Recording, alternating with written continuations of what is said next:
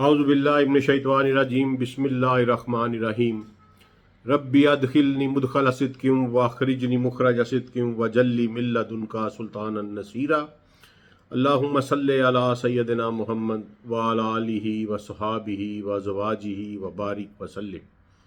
السلام علیکم ورحمۃ اللہ۔ ہم نے جو سلسلہ شروع کیا ہوا ہے، میں نے آپ کو لاسٹ 2 ایپیسوڈز میں دجال کا اور فائنینشیل اینڈ ٹریڈ سسٹم کے بارے میں الیبوریٹ کیا تھا، وضاحت کی تھی اس کی۔ اس میں آج اس کی آخری گفتگو ہے اس سلسلے کی، اور اس میں ایک کردار جو ہے وہ رہتا ہے، وہ کردار جو ہے وہ بہت امپورٹنٹ ہے، بہت ضروری ہے۔ اس لیے میں نے سوچا کہ اس کے اوپر چاہے تھوڑی مختصر ہی ویڈیو ہو، لیکن یہ بالکل علیحدہ ٹاپک ہونا چاہیے۔ دیکھیں، میں آپ کو اکثر کہتا ہوتا ہوں کہ رسول اللہ صلی اللہ علیہ وسلم کے نظام میں اور اللہ تعالیٰ کی باتوں میں کوئی حسن اتفاق نہیں ہوتا، کوئی کوئنسیڈنس نہیں ہوتا، کوئی اتفاقی فرضی چیز نہیں ہوتی۔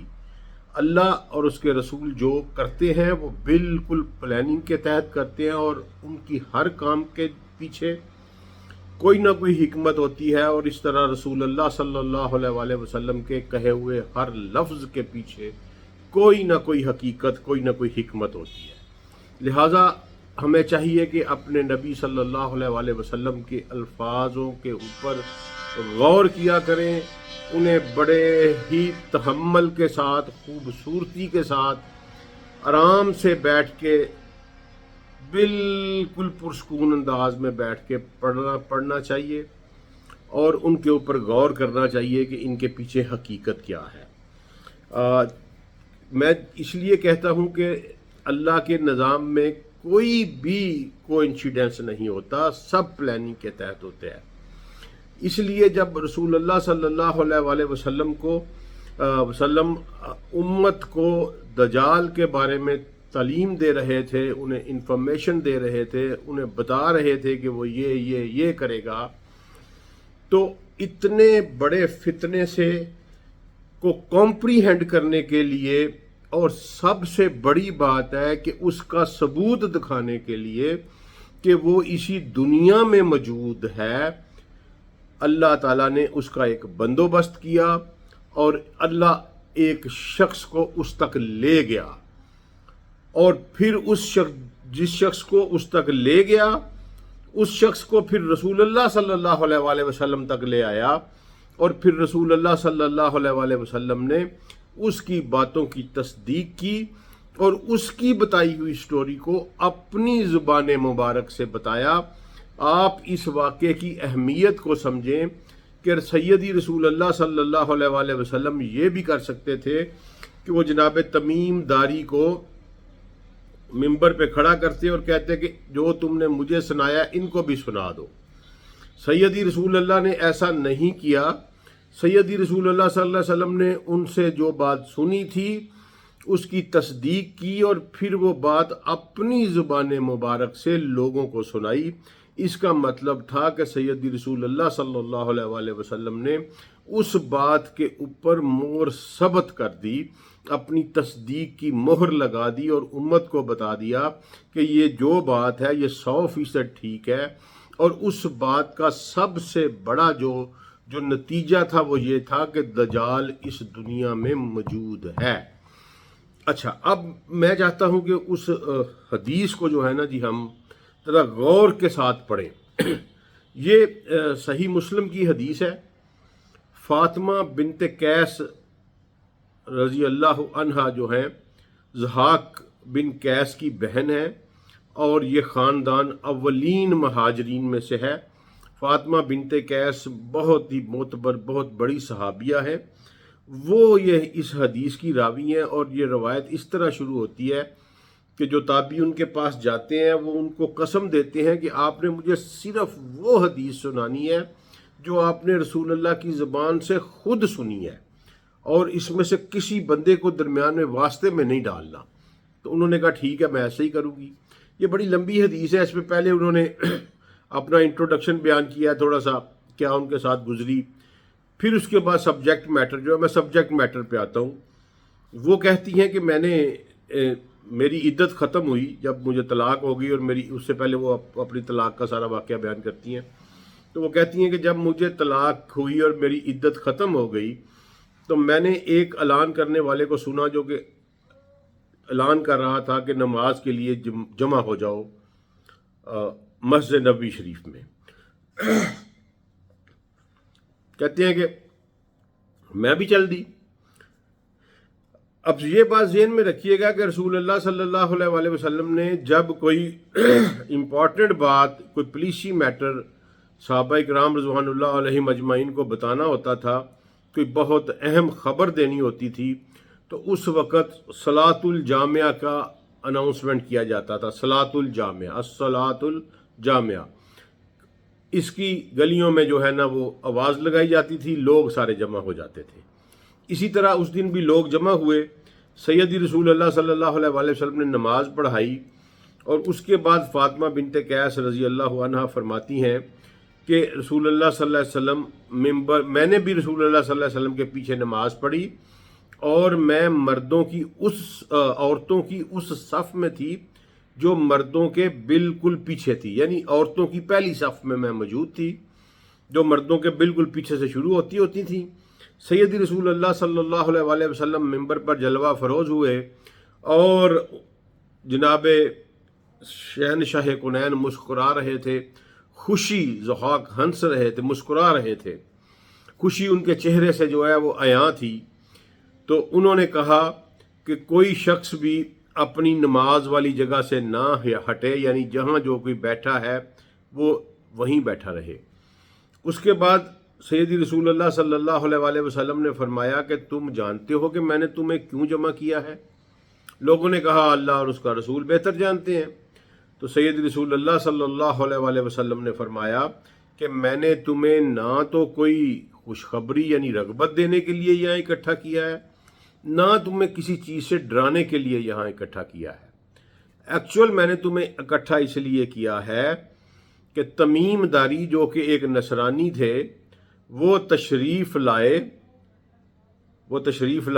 انہوں نے بیعت کی اور اسلام قبول کیا، اور انہوں نے مجھے مسیح الدجال کے بارے میں وہ بات بتائی جس طرح کی بات میں تم کو بتاتا ہوتا ہوں۔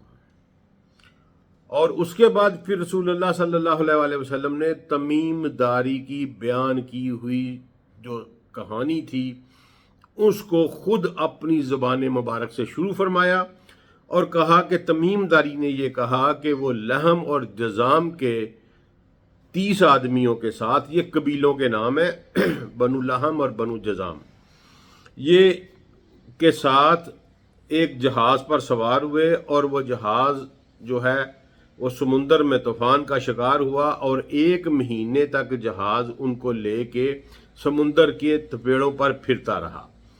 اس کے بعد 1 مہینے کے بعد اس جہاز کسی جزیرے کے ساتھ جا کے لگا۔ تمیم داری نے کہا کہ ہم چھوٹی کشتیاں لگا کے اس جزیرے میں داخل ہوئے، اور اس وقت غروب آفتاب کا وقت تھا۔ تو جب ہم اس جزیرے میں داخل ہوئے تو ہمیں ایک دابہ ملا۔ ٹھیک ہے جی، دابہ ہر جاندار چیز کو کہتے ہیں جو زمین کے اوپر ہاریزنٹل موو کرتی ہے، اس کو دابہ کہتے ہیں۔ انسان بھی دابہ ہے، جانور بھی دابہ ہے، سب کچھ ہی، یعنی ایک کریچر انہیں ملی۔ انہوں نے یہاں انسان نما کوئی چیز نہیں کہا، ایک کریچر انہیں ملی، ٹھیک ہے، ایک بینگ ملی، دابہ ایک ملا، جس کے جسم کے اوپر بے تحاشا بال تھے، اور اس کے سر کے بھی لمبے لمبے بال تھے، اور یہ پتہ نہیں اتنے بال تھے کہ نہ اس کی سامنے کا پتہ چل رہا تھا نہ اس کی پشت کا پتہ چل رہا تھا، یعنی ایک عجیب و غریب خلقت تھی وہ۔ انہوں نے پوچھا کہ تیرا ستیہ ناس ہو، تو کون ہے؟ تو اس نے کہا کہ میں جساسا ہوں۔ انہوں نے کہا کہ تو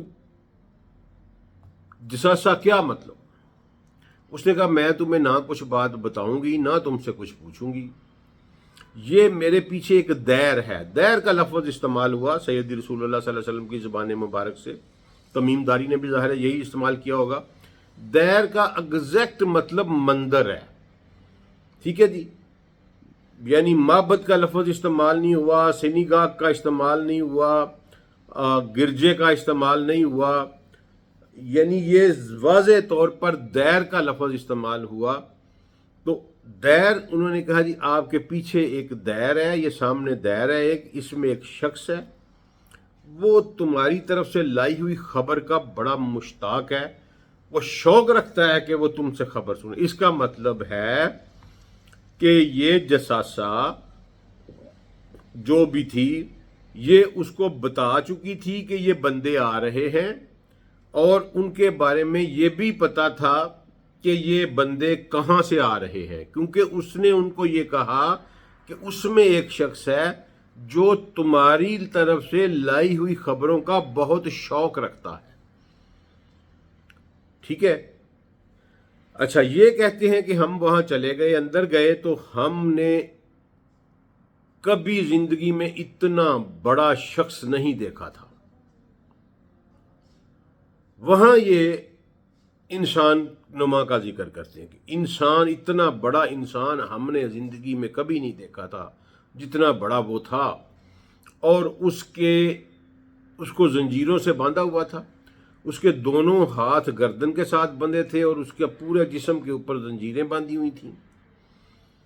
تو ہم نے اس کو دیکھا تو اس کو وہی جملہ انہوں نے بولا کہ تیرا بیڑا غرق، تیرا ستیہ ناس، تو ہلاک ہو، اور تو کیا چیز ہے؟ تو اس نے کہا کہ مجھے چھوڑو، اب میرا حال تمہارے اوپر کھل گیا ہے، تمہیں میری خبر ہو گئی ہے، پہلے مجھے میرے سوالوں کا جواب دو۔ تو اس نے ان سے 3 سوال پوچھے، بیسان کی کھجوروں کا پوچھا، 4 سوال پوچھے، بیسان کی کھجوروں کا پوچھا، بحر تبریہ کا پوچھا، زاگر کے چشمے کا پوچھا، اور پھر نبی امیین کے نبی کا پوچھا، اور انہوں نے اس کے جواب دیے۔ اچھا، اس کے بعد اس نے کہا کہ جلد ہی مجھے یہاں سے رہائی مل جائے گی، اور میں ہر زمین پر ہر چیز کو روند دوں گا سوائے مکہ اور طیبہ کے۔ انہوں نے پوچھا کہ تو ہے کون؟ اس نے کہا کہ میں مسیح ہوں۔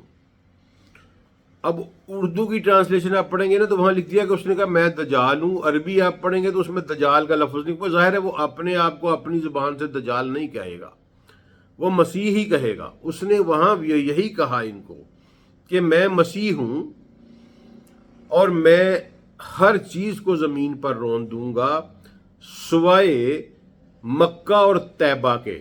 اور فاطمہ بنت قیس رضی اللہ عنہ فرماتی ہیں کہ اس کے بعد رسول اللہ صلی اللہ علیہ وسلم پھر ہنسے، خوش ہوئے، اور اپنی چھڑی کو زمین پہ مارا اور کہا اللہ کی قسم یہ طیبہ ہے، اللہ کی قسم یہ طیبہ ہے، یعنی مدینہ شریف ہی طیبہ ہے۔ اور پھر آپ نے فرمایا کہ قیامت تک کے لیے مدینہ شریف کے رستوں پہ فرشتے تلوار سونت کر کھڑے رہیں گے، اور مسیح الدجال جو ہے وہ اس طیبہ میں داخل نہیں ہو سکے گا۔ یہاں جو کردار میں آپ سے کو متعارف کرانا چاہتا ہوں وہ کردار ہے جساسہ کا۔ دیکھیں، دجال جب آپریٹ کر رہا ہے تو جساسہ بھی آپریٹ کر رہا ہے۔ اب جساسہ کیا چیز ہے؟ جساسہ ہے جاسوس کی فیمینین، مؤنث، جاسوس جساسہ، یعنی وہ جو کریچر تھی وہ فیمیل کریچر تھی، اور اس کا کام کیا تھا؟ ایسپیونیج، یعنی جاسوسی کرنا۔ اب تھوڑا سا ذرا جاسوسی کے لفظ کے اوپر میں آپ کو کی توجہ مبذول کرانا چاہتا ہوں۔ ہم اردو میں ہماری کنفیوژن ہو جاتی ہے، ہم نے جہاں جہاں رسول اللہ صلی اللہ علیہ وآلہ وسلم نے جنگوں میں بندے بھیجے، احادیث کے ترجمے میں اس کو بھی جاسوسی کہہ دیا گیا، اور جہاں رسول اللہ صلی اللہ علیہ وآلہ وسلم نے جاسوسی سے منع فرمایا اور جاسوسی کرنے والے کو ملعون قرار دیا، وہاں بھی جاسوسی کا لفظ ہی لکھ دیا گیا۔ اب میں اس پہ حیران ہوا کہ ایک طرف تو رسول اللہ صلی اللہ علیہ وآلہ وسلم اس لیے میں آپ سے کہتا ہوں کہ عربی پڑھا کریں، عربی سیکھیں، ہر صورت میں عربی سیکھیں. جب کہ یہ کیسے ہو سکتا ہے کہ ایک طرف رسول اللہ صلی اللہ علیہ وسلم جاسوسی سے منع فرما رہے ہیں اور دوسری طرف جنگوں کے لیے بندوں کو جاسوسی کے لیے بھی بھیج رہے ہیں. تو جب عربی سیکھی، عربی میں احادیث پڑھی، تو پھر اس کا مطلب جو ہے وہ واضح کھل کے سامنے آیا کہ رسول اللہ صلی اللہ علیہ وآلہ وسلم نے جب کبھی بھی جنگوں کے لیے، جس کو ہم اردو میں جاسوسی کہتے ہیں، اس کے لیے بھیجا تو کبھی بھی جاسوسی کا لفظ استعمال نہیں کیا، تجسس کا لفظ استعمال نہیں کیا. سیدی رسول اللہ صلی اللہ علیہ وآلہ وسلم نے یا عیناً کہا، یعنی دیکھ کے آؤ، دیکھنے کے لیے بندے بھیجے، یا یہ کہا کہ اطلاع لینے کے لیے بندے بھیجے، یا یہ کہا کہ خبر لینے کے لیے بندے بھیجے. جاسوسی کو رسول اللہ صلی اللہ علیہ وآلہ وسلم نے کبھی بھی جنگوں میں استعمال نہیں کیا، عربی والی جاسوسی کو. ٹھیک ہے جی. عربی والی جاسوسی کے بارے میں سیدی رسول اللہ صلی اللہ علیہ وآلہ وسلم نے فرمایا کہ تم کسی کی جاسوسی نہ کیا کرو، کسی کی ٹو میں نہ لگے رہا کرو، کسی کے ساتھ جھگڑا نہ کرو، کسی کا حق نہ کھاؤ، او اللہ کے بندو بائی بائی بن کے رہو. یہ حدیث ہمیں ملتی ہے. یعنی جاسوسی کو رسول اللہ صلی اللہ علیہ وآلہ وسلم نے ناپسند فرمایا. اب یہ جاسوسی ہے کیا؟ اصل میں جو جنگوں کے لیے جس کو ہم اردو میں جاسوسی کہتے ہیں وہ اور چیز ہے. یہ عربی والی جاسوسی یہ ہے کہ کسی شخص کی خفیہ معلومات جمع کرنا اور اس کے پرائیویٹ میٹر میں انٹرفیئر کرنا، اس کی پرائیویٹ زندگی کو میں دخل اندازی کر کے اس کی بیس کے اوپر اس کو یا ایکسپلائٹ کرنا یا فائدہ دینا. یہ جو ایسپیونیج ہے اس کو جاسوسی کہا جاتا ہے، اور یہ دجال کا ایک بہت بڑا ہتھیار ہے. اب دجال نے جب اپنا سسٹم، میں نے آپ کو بتایا تھا کہ 1881 کے بعد اسٹیبلش کرنا شروع کیا، سونیت کی تنظیم بن گئی، سب کچھ بن گیا، تو امریکہ میں اس نے CIA 1937 میں 1937 میں CIA کی بنیاد رکھی گئی. اور CIA وہ پہلی دنیا کی تنظیم ہے جس نے دنیا میں خفیہ مشنوں کی ابتدا ڈالی. اس نے دنیا میں خفیہ قتل کروائے، بلائنڈ مرڈرز کروائے، لوگوں کے گھروں میں گھس کے کیمرے لگائے، لوگوں کو ہنی ٹریپ میں ملوث کیا. اس کی بیس پہ یہ سارے کے سارے ہتھیار، یہ گندے ہتھیار جو ہیں، یہ سارے کے سارے CIA نے انٹروڈیوس کروائے. اور اس کے بعد پھر 1951 میں موساد کی بنیاد رکھی گئی، اور موساد جو ہے وہ پھر ماں نکلی CIA کی بھی.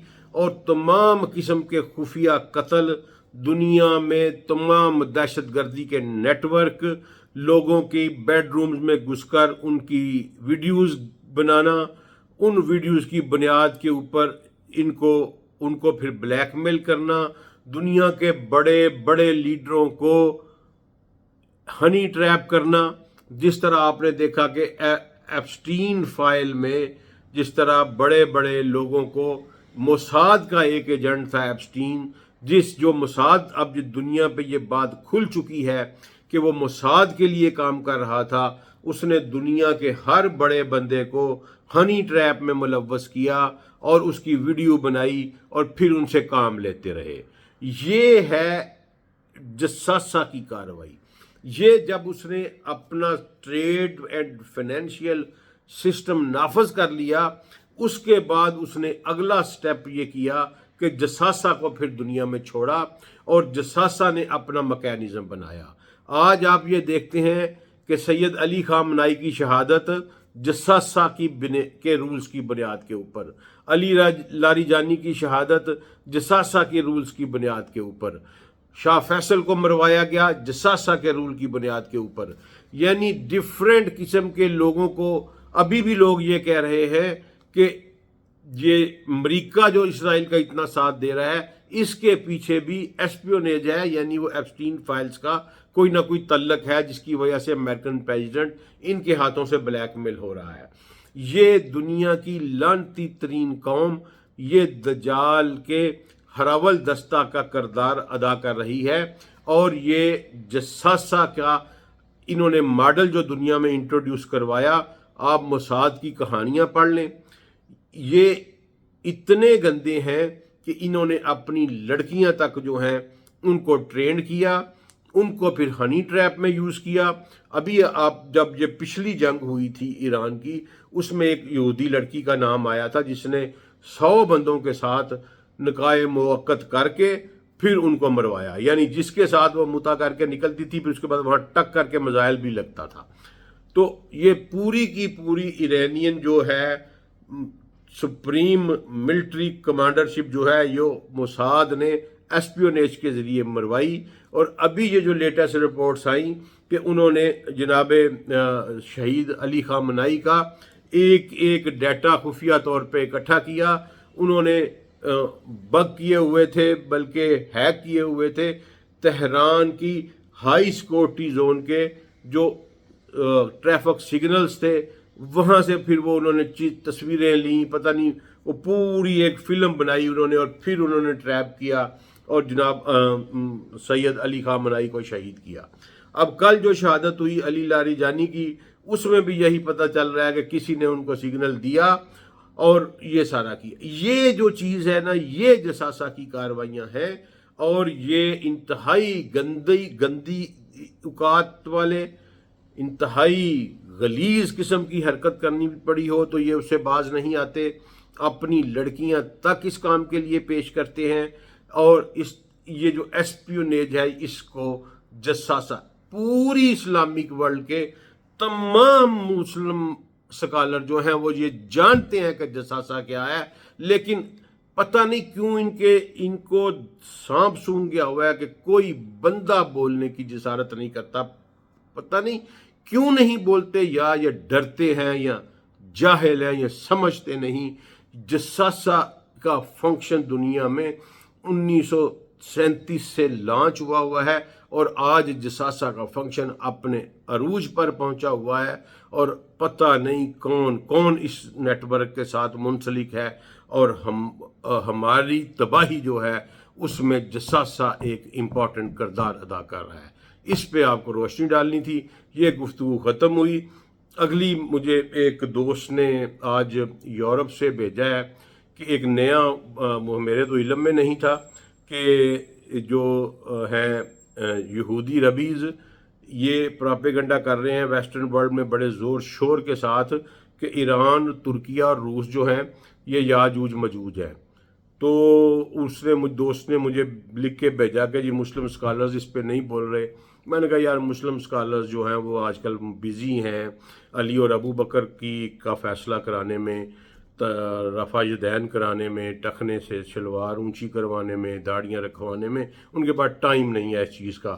تو انشاءاللہ میں چھوٹا سا اسٹوڈنٹ ہوں، معمولی سا بندہ ہوں، میں یہودی ربیز کو ایک ڈیٹیل جواب دوں گا کہ یاجوج مجوج کیا ہیں، اور یہ جو بل شٹ۔ پھر میں نے اس کے بعد ان کو فالو کیا تو بے تحاشا ویڈیو جو ہیں یہ پچھلے 6 ماہ سے نکلی ہیں، آپ ان کو دیکھیے گا جا کے جسٹ یوٹیوب پہ، تو بہت سویئر پراپیگنڈا ہو رہا ہے کہ یہ ایران، ترکیہ اور روس جو ہیں یہ یاجوج مجوج ہیں، اور ان کے ساتھ کولیشن بنا رہے ہیں سوڈان، لیبیا اور ایک اور ملک کا۔ تو مجھے اب سمجھ آئی کہ انہوں نے سوڈان اور لیبیا کو کیوں تباہ کیا ہے۔ تو اس کے اوپر انشاءاللہ اگلی ویڈیو میں بڑی ڈیٹیل میں بات کروں گا۔ Thank you very much. السلام علیکم ورحمۃ اللہ وبرکاتہ۔